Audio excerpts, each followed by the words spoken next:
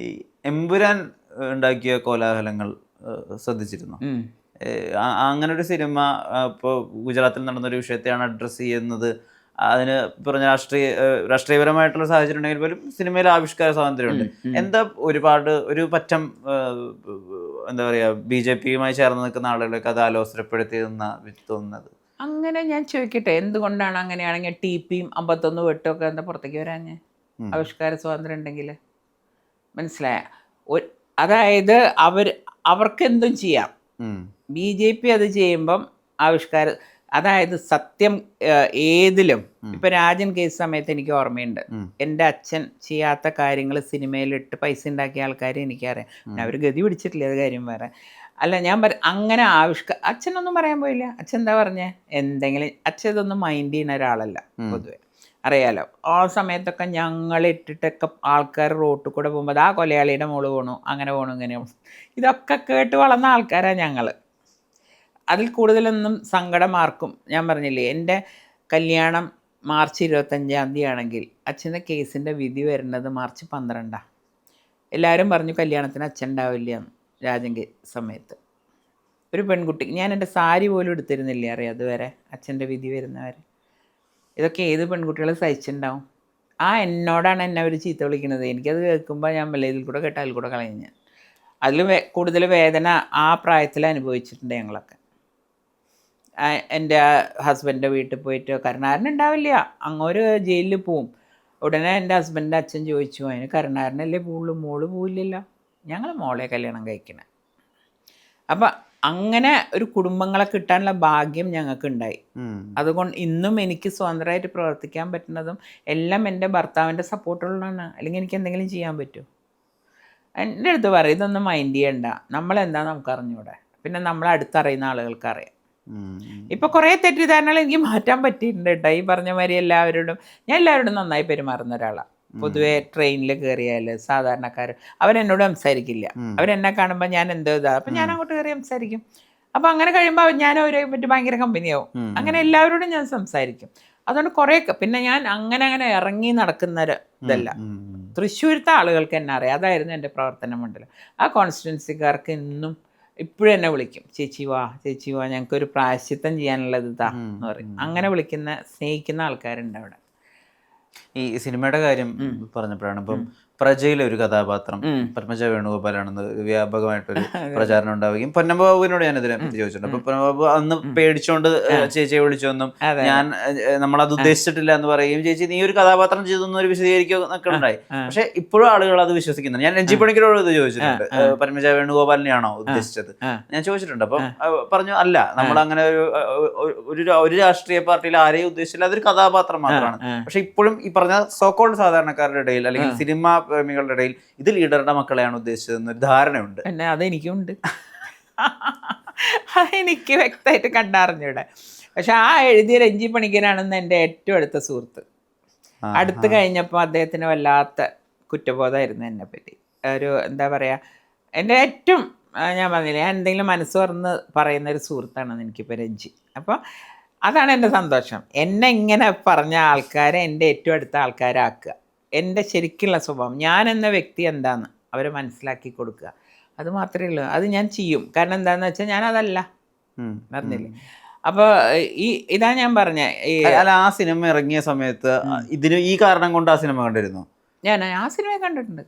അതിൽ നല്ല പാട്ടുകളൊക്കെ ഉണ്ട്, അതുകൊണ്ട് അതൊക്കെ കണ്ടിട്ടുണ്ട്. ഒരു തരത്തിൽ അത് അലോസരപ്പെടുത്തിയില്ല. അതിനി വന്നാലും ഇല്ല എനിക്ക്. അല്ല, നമ്മളൊരാളെന്ത് നമ്മളെ പറ്റി പറയുന്ന വെച്ചാൽ നമുക്ക് ജീവിക്കാൻ പറ്റുമോ?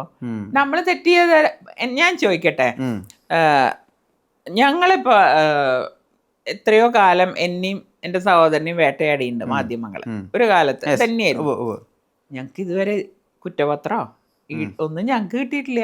കാരണം എന്തായാലും ഒരു സത്യമില്ല എന്നറിയാലോ എല്ലാവർക്കും. പറയാൻ വേണ്ടി പറയാന്നല്ലാണ്ട് ഞങ്ങൾക്കെതിരെ ഒരു കുറ്റപത്രം ഇതാക്കി ഒരു ദിവസം ഒന്ന് പോലീസ് സ്റ്റേഷനിൽ കൊണ്ടിരുത്താനോ പറ്റിയിട്ടില്ലല്ലോ. എൻ്റെ അച്ഛനെ പറ്റിയിട്ടുണ്ടോ? എൻ്റെ അച്ഛൻ ഒരു ദിവസമെങ്കിലും ഇതിൻ്റെ പേരിൽ ജയിലിൽ എവിടെയെങ്കിലും പോയിട്ടുണ്ടോ? എന്താ കാരണം? അച്ഛൻ ചെയ്തിട്ടില്ല. ഈ സഹോദരൻ മുരളീധരൻ അന്ന് വിജയിച്ചിരുന്നെങ്കിൽ ഇന്ന് മുഖ്യമന്ത്രി കാൻഡിഡേറ്റ് ആവാൻ സാധ്യത ഉണ്ടാവുമെന്നൊരു തിയറി ഉണ്ട്. അതിൽ വിശ്വസിക്കുന്നുണ്ട്. അദ്ദേഹത്തിന് അതിനുള്ള കഴിവുണ്ട്. ഉള്ളമാതിരി ഞങ്ങൾ സഹോദരൻ തല്ലൂടും പിടിക്കുകയൊക്കെ ചെയ്യും, പക്ഷെ കഴിവെന്ന് അംഗീകരിക്കണ്ടേ. അദ്ദേഹത്തിന് അതിനുള്ള കഴിവൊക്കെ ഉണ്ട്. പക്ഷെ അദ്ദേഹത്തിന് ആ കഴിവിന് പുറത്തേക്ക് വരാൻ ഇവരാരും സമ്മതിക്കില്ല. അദ്ദേഹം അങ്ങനെ തന്നെ ഇരിക്കേണ്ടി വരും. അന്ന് പറഞ്ഞപ്പോൾ ഷാഫി പറമ്പിൽ വർഗീയത ഉപയോഗിക്കുന്നു എന്നൊരു സ്റ്റേറ്റ്മെന്റ് കൂടി പറഞ്ഞിരുന്നു. അതിന്റെ അടിസ്ഥാനം എന്താണ്? വർഗീയത ഉള്ളതുകൊണ്ട്. അതായത് ശരിക്കും മുരളിയേട്ടൻ വടകര മത്സരിച്ചാൽ മതിയായിരുന്നു. മുരളിയേട്ടൻ ഇദ്ദേഹത്തിന്റെ അത്ര വോട്ടിന് ജയിക്കില്ല, ഒരു പകുതി വോട്ടിനെങ്കിലും മുരളിയേട്ടൻ ജയിച്ചേനെന്ന് വിശ്വസിക്കുന്ന ഒരാളാണ് ഞാൻ. പക്ഷെ അവിടെ വല്ലാത്ത വർഗീയത, അതിൽ കൂടെയാണ് ഇപ്പോൾ ഈ വർഗീയത വല്ലാണ്ട് കൂടിയത്. ശരിക്കും പറയുകയാണെങ്കിൽ കഴിഞ്ഞ പാർലമെൻറ്റിൽ ഈ വടകര ഉണ്ടായിട്ടുള്ള ഈ വർഗീയമായിട്ടുള്ള അതാണ് ഈ ഇത്രയും പ്രശ്നങ്ങൾ ഇപ്പോൾ ഈ തുടങ്ങാൻ കാരണം, ജാതിയുടെ പറയലും. കാരണം ഞാനൊക്കെ വളർന്നൊരു സാഹചര്യം എന്ന് പറഞ്ഞാൽ ഞങ്ങൾ ഈ വർഗീയതയൊന്നും കണ്ടു വളർന്ന ആൾക്കാരല്ല. എൻ്റെ അച്ഛൻ എല്ലാത്തിലും സുഹൃത്തുക്കളായിരുന്നു. എന്നാൽ അച്ഛൻ നല്ലൊരു ഹിന്ദുവായിരുന്നു. ഗുരുവായൂർ പോക്കും വിശ്വാസങ്ങളും അപ്പം അച്ഛൻ എന്നിട്ട് പറയും, നമ്മൾ പണ്ടൊക്കെ ഇതിൽ വായിച്ചിട്ടുണ്ട് നമ്മുടെ പുരാണങ്ങളിലൊക്കെ, ഒരാളും പറയില്ല ഇന്നാള് എല്ലാ മതങ്ങളെയും എല്ലാം സ്നേഹിക്കണം എന്ന് പറയുന്ന മതമാണ് ഹിന്ദു മതം. പക്ഷെ അത് തെറ്റിദ്ധരിക്കപ്പെടുകയാണ് എന്ന് എപ്പോഴും അച്ഛൻ പറഞ്ഞു തരുന്ന ഞാൻ കേട്ടിട്ടുണ്ട്. അത് കേട്ട് വളർന്ന എനിക്ക് അങ്ങനെ ഒരു ജാതിനെയും മതത്തിനെയും വേർതിരിച്ച് കാണാൻ പറ്റില്ല. പിന്നെ ഞാനൊരു ഹിന്ദു ആയതുകൊണ്ട് എനിക്ക് അച്ഛൻ്റെ മാതിരി ഹിന്ദു ഇതിൽ എനിക്ക് വിശ്വാസമുണ്ട്. പക്ഷെ ഈ പ്രശ്നങ്ങളൊക്കെ വന്നു കഴിഞ്ഞപ്പം ഞാനങ്ങനെ പൊതുവെ പുറത്തേക്ക് പോകുമ്പോൾ ചന്ദനക്കുറി ഓടുന്ന ആളോ അങ്ങനെയൊന്നുമല്ല. ഗുരുവായൂർ പോയി വരുന്ന ദിവസം എൻ്റെ നെറ്റിയിൽ ചന്ദനം, അത് ഞാൻ തുടച്ച് കളയാറില്ല. ഉടനെ എന്നെ ചില യുവാക്കൾ, ചേച്ചി എന്ത് BJP ചേരാൻ പോണ ചന്ദനക്കുറിയൊക്കെ ഇട്ടിട്ട്. ഞാൻ പറഞ്ഞു ഇതെൻ്റെ സ്വാതന്ത്ര്യമാണ്. ഞാൻ അന്നൊക്കെ 1-ാം തീയതി ഗുരുവായൂർ പോയിരുന്നു. ഞാൻ പറയും എനിക്ക് വരുമ്പം ഞാൻ കയ്യിൽ കിട്ടിയൊക്കെ വാരി നെറ്റിത്തേക്ക്. അപ്പോൾ ഇത് കാണുമ്പോൾ ഇവർക്ക് ഭയങ്കര അപ്പോൾ ഞാൻ ഇവരല്ലേ ജാതി മതവും പറയണത്, എനിക്കതില്ല. പിന്നെ പൊതുവേ ഞാൻ പറഞ്ഞില്ലേ, അങ്ങനെ അത് തൊട്ടാലേ ഞാൻ ഹിന്ദു ആവുള്ളൂ എന്ന് വിശ്വസിക്കുന്ന ആളല്ല ഞാൻ. നമുക്ക് നമ്മുടെ വിശ്വാസങ്ങളുണ്ട്. എനിക്ക് അടിയുറച്ച വിശ്വാസമുണ്ട് ഞാനൊരു ഹിന്ദു ആണെന്നുള്ളത്. അതിന് ഞാൻ പ്രാർത്ഥിക്കും, അമ്പലത്തിൽ പോവുകയൊക്കെ ചെയ്യും. പക്ഷെ ഇതൊന്നും ആരോടും പറയാറുമില്ല, ആരെയും കാണിക്കാറുമില്ല. അച്ഛൻ്റെ ഗുരുവായൂർ ഭക്തി വളരെ പ്രസിദ്ധ. അത് ഞങ്ങളുടെ കുടുംബത്തിൽ എല്ലാവർക്കും ഉണ്ട്. ചേട്ടനും ഉണ്ട്. അച്ഛൻ്റെ ആ ഭക്തി ഞങ്ങൾക്കും കിട്ടിയിട്ടുണ്ട്.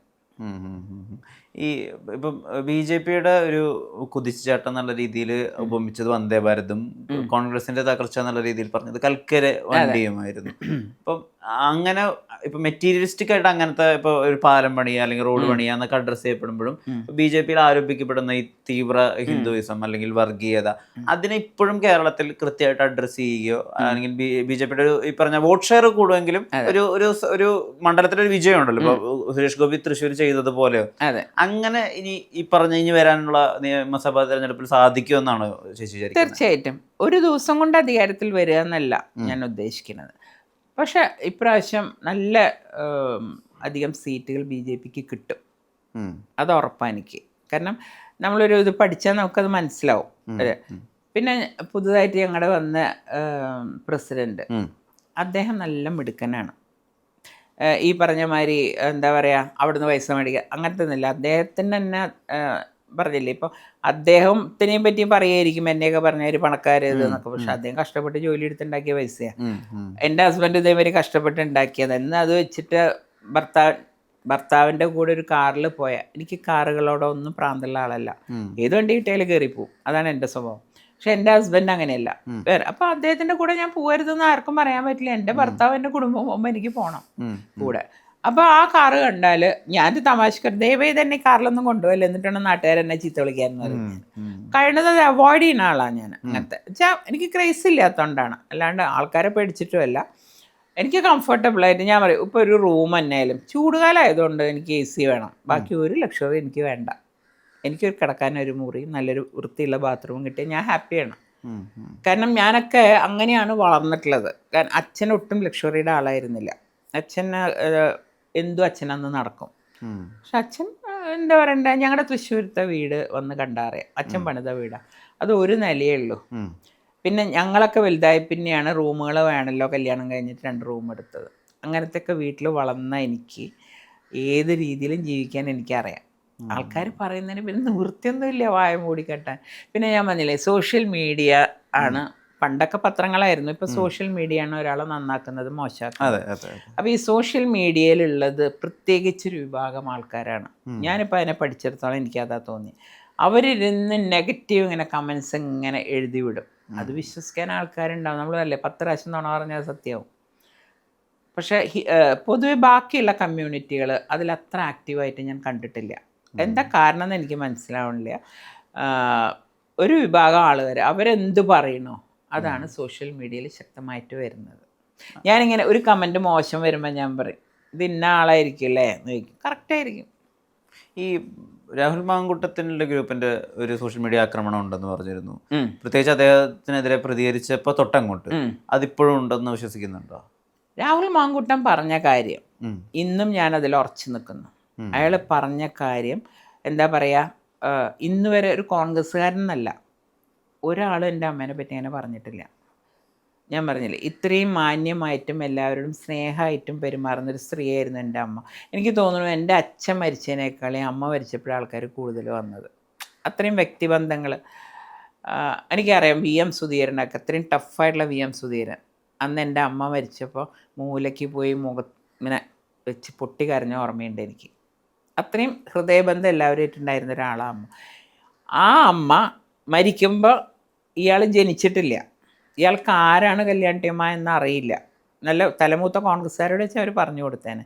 അതുകൊണ്ട് തന്നെ അദ്ദേഹത്തിൻ്റെ അറ്റാക്ക് KPC തന്നെ നേരിട്ടു എന്നാണ് ഞാൻ അറിഞ്ഞത്. അത് എല്ലാവരും ഒരിക്കലും പറയാൻ പാടില്ല. എന്തേ പറയണേ, എന്ത് വൃത്തികെട്ട വർത്താനം അദ്ദേഹം പറഞ്ഞത്. അദ്ദേഹം ജയിച്ചു, ശരിയാണ്. അതിപ്പം ഈ SDP പോലുള്ളവരെ വോട്ടൊക്കെ കിട്ടി ആരും ജയിക്കും, അതൊന്നും വലിയ അതിശയമൊന്നുമില്ല. പക്ഷേ അദ്ദേഹത്തിന് ഞാൻ ദൈവത്തിൽ വിശ്വസിക്കുന്ന ആളാണ്. ഞാൻ അത് കണ്ടിട്ട് ഞാൻ മരിക്കുള്ള ആൾ കിട്ടും അയാളാ പറഞ്ഞതിന്. അത് വ്യക്തിപരമാണ്, രാഷ്ട്രീയമല്ല.